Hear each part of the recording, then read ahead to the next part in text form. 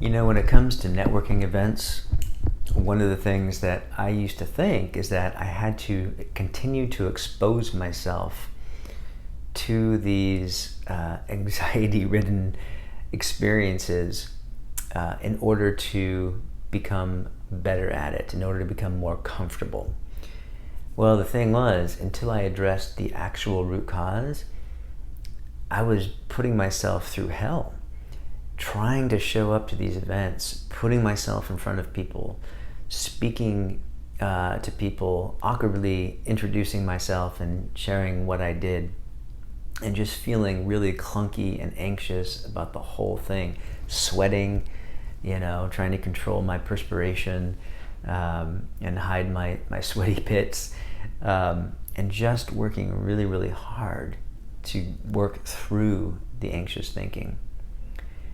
Now, it's very popular for people to advise others with anxiety, with fear of networking or public speaking or social anxiety, to expose themselves to the environment again and again and again. Now, this can work, but in my experience, it takes time and it's very painful.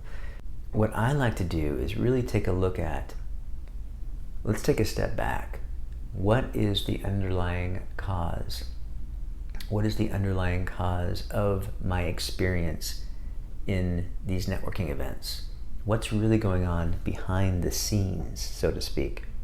You see, once you begin to stop treating the symptom, which is anxiety in a networking event or wherever it may be for you, you can find a way to step back into the subconscious mind, the unconscious mind, that's really running the show.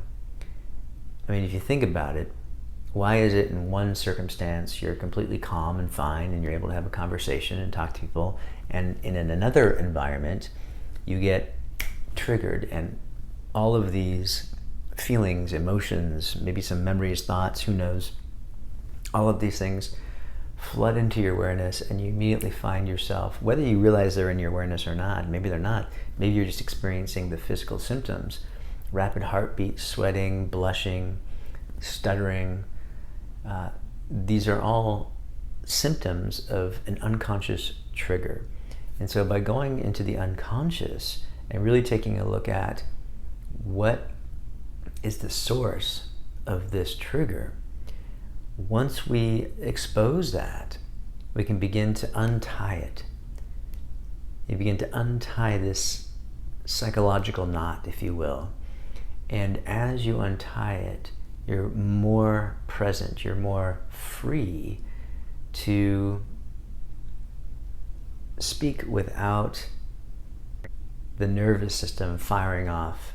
Because if you think about it, what's actually happening? When the nervous system is firing in that way, it's really lowering your intelligence. Like all systems are going to the body to sort of protect it. It's a fight or flight. So it's saying, you got to get out of here, get out of this situation.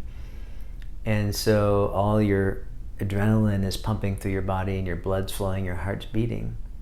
But really you're safe. You don't need to get out of there, right?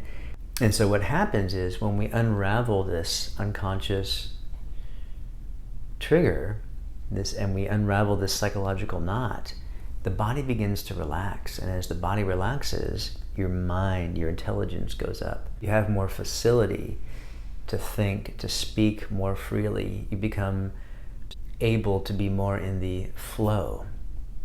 And if you think about it, you've been there. If you're with a close friend or a loved one and you're just talking, you're in the moment, or even if you're with your pet, maybe your cat or your dog, and you're with them and you're just in the flow. You're not thinking about, what are they thinking of me? What am I doing? And blah, blah. You may, but regardless, you've had moments where you were in the flow. And so it's possible for you.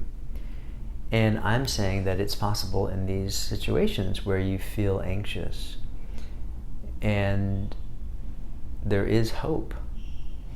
The trick here is to stop treating the symptom and really go deep on the inside. And that's how how I can help you.